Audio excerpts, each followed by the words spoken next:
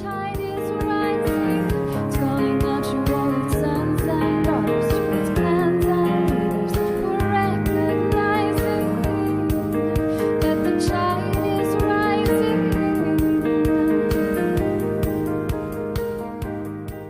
So, I became interested in science at a very young age. In fact, I remember being so excited for 9 o'clock to roll around.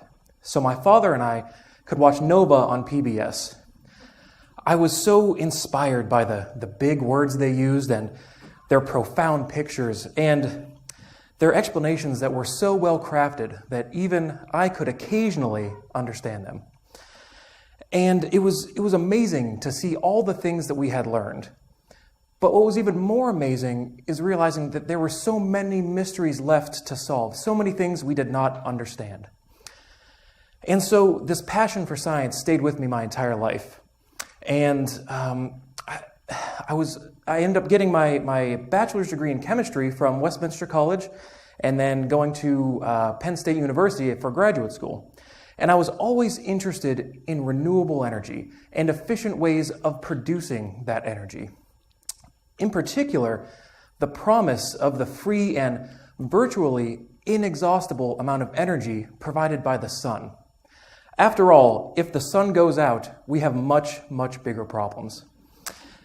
And so in the back of my mind, I had always thought that our man-made systems and our artificial systems had pretty much solved everything, that there were really no mysteries left to crack, and it turned out that I was wrong. And so I ended up joining a lab that looked at exactly that, but from a slightly different perspective. So in our lab, one of our primary concerns is solar energy conversion, essentially turning light into energy that we can use. And we do this using natural materials. And you may be wondering why we're using natural materials. Well, it turns out that nature has spent the last few billion years solving the problems that we are currently plagued with. And clearly, we have not had that much time to play around with these materials.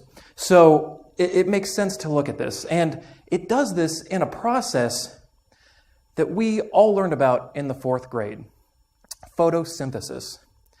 And this process is something that we know a great deal about, but we don't know everything.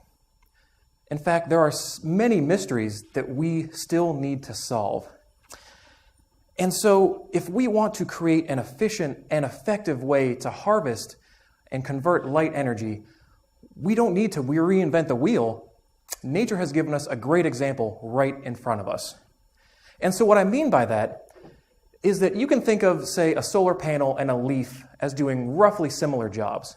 So a solar panel converts light into energy in the form of electricity, whereas a leaf converts light into energy or into chemical energy, or what we may better know as food.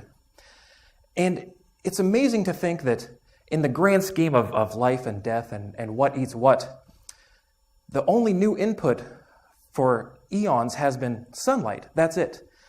And so when you sit down to eat a salad, it's a little off-putting to think that you're not actually eating the salad. What you're eating is the sunlight it took to make that salad, the energy that is now in those chemical bonds. And this is fascinating. And nature has been able to do this efficiently for a long period of time, and it's something that we are still struggling to do. And to expand on that a little bit, here we have the output of the sun, the amount of light that the sun spits out at us. And so in yellow, we have what hits the atmosphere of the Earth. And in orange, we have what hits the surface of the Earth, essentially what energy we have to work with. And so on the left side of the graph is where the really high energy light is. And as you move to the right, it tapers off into the low energy. And if we look at, say, one of our artificial systems, let's say a titanium dioxide solar cell,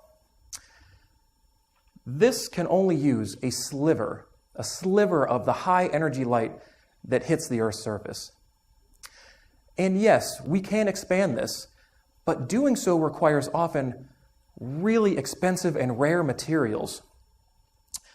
And so if we look at what nature can use every wavelength of visible light that there is. And Coincidentally, it is the maximum output of the sun. And it does this using literally dirt sheet materials. If you pick up a handful of dirt, odds are you have all the material you need to produce one of these natural and efficient solar cells. And so if we want to understand how nature can do this, we have to take a journey into a leaf. And so if we zoom in a little bit, we'll stumble across what are known as the thylakoid membranes. And these you can think of as essentially the factory, where all the machinery is kept. And if we zoom in a bit farther, we'll see a bunch of really tightly packed proteins. And these proteins are essentially the machinery. They do the work. And in our lab in particular, we focus on a protein known as photosystem 1. And this can actually be seen as something of a model system. It is able to harvest light energy with remarkable efficiency and really minimal losses. And so to study this, we might be able to unlock some of the secrets as to how nature can do what it does so well. And so you might notice immediately that this protein is very complicated with a bunch of pieces stuck together to it. So to simplify things down a bit, we'll look at just 3 pieces. The 3 pieces that contain most of the important stuff. And now the first goal of this protein is to harvest light energy. And what I mean by that is to gather all this energy, all this light that it sees, and move it into one place so it can be used. And it does this in a really unique way. So this protein is jam-packed, full of about 100 chlorophyll molecules. And these molecules serve to function somewhat like a satellite dish. So in a satellite dish, wherever light hits on the dish, it is immediately reflected to the focal point. And so you don't need to hit a very small wire to get a signal. You can hit a very wide area. And so this is exactly how nature works. So when light excites one of these molecules, these chlorophyll molecules are arranged so close together that the energy can transfer immediately from one to the next to the next. And in fact, it'll zoom all around the protein. And it will do this until it reaches what's known as the trap. And as the name implies, the energy is now trapped and it can't go anywhere. And this whole process takes on the order of femtoseconds. To put that into perspective, a millionth of a billionth of a second. Really, really fast. And so now we have all this energy in one place, and we need to turn it into something useful and get it out so that the cell can do something with it. And so it turns out that this energy takes the form of what's known as an excited electron. And now it is the goal of this protein to help this electron make what really is an epic journey from one side of the protein to the other. And I say epic even though it may not seem so. I mean, it only has to go about 10 nanometers or 3/10,000,000ths of an inch. To what us may seem like a very small distance, to this electron it is a vast space. And to put that in perspective, to jump directly from one side to the other, based on what we now know about how fast electrons move, this would take a really, really, really long time. Longer, in fact, than the lifetime of the universe. And so this is a real problem. This is a serious issue that nature has to address. And so imagine you're a construction worker and you are building a skyscraper, a very tall skyscraper, and you're standing on the sidewalk and you're holding the last brick. And this brick has to go to the very top of the building. And so you might think, well, maybe I'll just throw it to the top. Maybe I'll just stand on the sidewalk and keep throwing it until I get the right height and the right position, and then the skyscraper will be finished. The problem is that might take a really long time. So instead what you might do is hand the brick off to someone on the first floor, who then hands it to someone on the second floor, who hands it to someone on the third floor, and so on. And this is exactly how nature solves this problem. So nature puts in a series of baby steps, of small molecules that serve to allow the electron to move through. And nature has fine-tuned these things so well by adjusting both the distance, making sure that they are never too far apart, and the energy, so that one is always lower, or the next one is always lower in energy than the previous one. And in doing so, nature ensures that this electron will move always through the chain and it will always move forward. And so if we compare how long this process takes about 1 microsecond, 100,000 times faster than the blink of an eye, and considerably faster than the lifetime of the universe. And so the journey's not over yet. Now what happens is that we have the electron sitting at the end of this chain. Another protein will come in, dock, pick it up, and whisk it away. And at this point, it can go do chemistry. It can go turn carbon dioxide into food. And when you think about it, this is really amazing. What is the only thing that we added to this system? It was light. Light initiated this entire process. Sunlight that we get all the time, every day, started this entire process.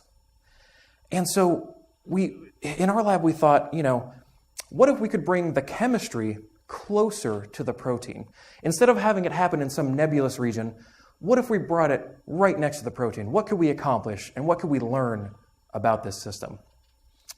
And so we have taken this protein out of the cell and we've modified it a little bit. So we've been able to add what's known as a molecular wire, essentially a tether that can hold two things close together. And to the other end of this tether, we add a catalyst. And so you can think of a catalyst as essentially something that does the chemistry. So we're bringing the chemistry really close to the protein. And when we do this, what we find is that when we hit this thing with light, the electron can move through the chain onto the catalyst and do some really neat chemistry. And in this case, using light to produce hydrogen gas, a promising and clean burning fuel source. And this has been work that's been done for a long time in many different labs and in many different ways. But they all have one thing in common. And that is that we're always getting this electron from the end of the chain. And if you remember, I had said that each molecule is slightly lower in energy than the previous one. One consequence of this is that by the time you get to the end, you've lost quite a bit of energy. And in fact, nature in this system loses about half of its energy by the time it gets to the end. So I wanted to address this. I mean, why is nature okay with this? Why is it okay with losing energy as it goes along? Why wouldn't you get as much out of the system as you could? And so so imagine, to put this into perspective, you need to knock down this building. And you conveniently have a giant hill with a very large ball on top of it. Now, if you start rolling this ball down the hill from the top, by the time it reaches the bottom, it'll be rolling really quickly, and you can just demolish this building. And now imagine if you start rolling this ball from pretty close to the bottom, it's not going to be going really fast at all, and you probably won't even hurt the building if you even get there. And of course, there's somewhere in the middle where if you let go, it'll be rolling quick enough, maybe enough to do some damage to the building, but who knows. And so essentially what nature's doing is starting the ball farther down the hill. And so why doesn't it drag the ball to the top of the hill? What's stopping it from doing this? And what does it take to make that happen? What can we figure out from this? And so I was able to essentially add this tether to one of the interior molecules of this protein, essentially getting it at a really high energy state. And we were able to attach, again, another catalyst to the system so we could study it. And so we learned some really interesting things when we did this. So imagine you are an electron. You're sitting on this molecule. You have two options available to you. You can go forward, the route that nature has intended, or you can go out this brand new route that we've just introduced. And it turns out, to our dismay, in fact, that it never goes out to the catalyst. 100% of the time, it goes forward. And this is by design, right? Nature has spent a long time making sure that that route is the fastest possible. And so we thought, okay, well, what happens once it gets to the end? And it turns out that it goes all the way to the end, and it'll sit there, and it'll sit there, and it'll sit there. And it'll function as if there's nothing there to take it. I mean, we have this thing ready to do some work and it's pretending like it's not there. And so what'll happen is after a certain amount of time, it'll just creep back through the chain and go back home, no problem. And so this was a real issue. I mean, how are we going to get the energy out to this thing, to get some really a high amount of energy to this catalyst? And so we had an idea. What if we could park this electron? What if we could strand it? And so we found that if we added another electron into the system and filled the gap where it was going to go, this is now parked. It is stranded, its retreat is cut off, and it can't go anywhere. And so now it has enough time to go through this relatively slow route out to the catalyst and do, again, some fun chemistry. And again, producing hydrogen gas. And this was a really, really neat find. So this system may not be as efficient as others that are out there, but it's what we can learn from this that is truly amazing. So we now have a better understanding as to why nature doesn't drag this ball to the top of the hill. After all, it doesn't need to. Why would you drag the ball to the top of the hill if you could let go and destroy that building from the middle? And this is something, parking electrons is something that we may be able to adapt and put into our artificial systems to help make them much more viable. And this is how it goes with science. We don't know where this work is going to go. But that's not the point. So the men and women who dedicate their lives to science, studying to what an outside observer may seem like some niche issue in some obscure system on some esoteric subject, when they study these things, they add what are seemingly small droplets into our total pool of understanding. But it's the culmination of these droplets, of the data and information that contributes to the rising tide of scientific progress. The very thing that got us where we are today and will continue to raise our society and our species to greater and greater heights. Thank you.